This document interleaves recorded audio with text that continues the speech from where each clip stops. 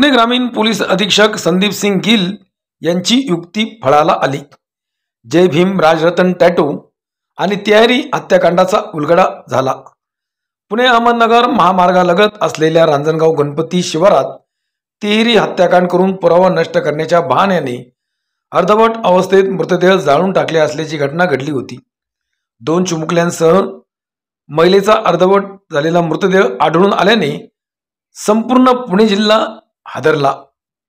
पोलिसांनी दिलेल्या माहितीनुसार शिरूर तालुक्यातील रांजणगाव गणपती गावच्या हद्दीत गोवर कंपनीजवळ लक्ष्मी मंदिराच्या पाठीमागे निर्जन जागेत 2 चिमुकल्यांसह एका स्त्रीचा अर्धवट जळलेल्या अवस्थेत मृतदेह आढळून आला।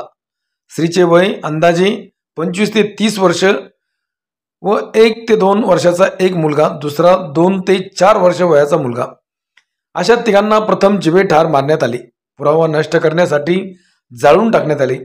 या घटनेतील मृतदेहाची ओळख पटली नसल्याने पोलिसांपुढे आरोपीला शोधण्याचे मोठे आव्हान होते। पुणे ग्रामीण पोलीस अधीक्षक गिल यांनी संपूर्ण राज्यातील मिसिंग बाबत चौकशी केली होती। त्याचप्रमाणे तपासासाठी 7 पोलीस पथके तयार केली होती। घटनास्थळाला भेट देऊन गुन्ह्यातील बारकावे तपासले होते।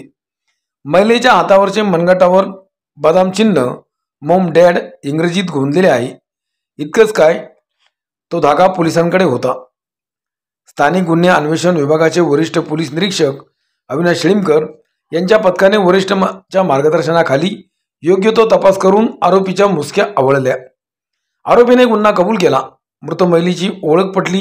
स्वाती केशव सोनवणे वय 25, राहणार वाघोरा, जिल्हा बीड, विराज आणि स्वराज 2 मुले असून आरोपी गोरख पोपट बोखारे वय 36 वर्ष, राहणार सरदारवाडी, तालुका शिरूर, मूळ राहणार श्रीगोंदा याने तिघांना दुचाकीवरून घटनास्थळी आणले। महिला व दोघांमध्ये लग्न करण्यावरून अगोदर भांडण झाले होते। लग्नाच्या मागणीला विरोध करायचा म्हणून स्वाती व 2 मुलांचा गळा आवळून डोक्यात दगड घालून खून केला व पेट्रोल टाकून जाळून पुरावा नष्ट करण्याचा प्रयत्न केला।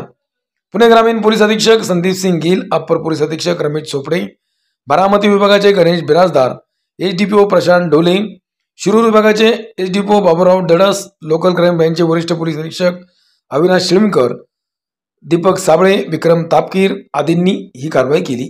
Bureau report, Jhanjhavat news.